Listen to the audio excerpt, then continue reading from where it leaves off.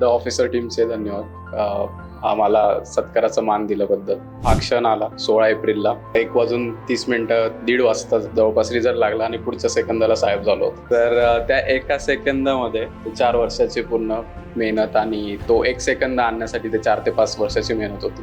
सोशिओलॉजीची particularly सुरुवात 2018ला अमोल गोडके सरांपासून सुरू झाली की एक क्वेश्चन पेपर आन्सर रायटिंगचं मी स्वतः येऊन एक आन्सर चेक करून रिटर्न घेऊन जायचो.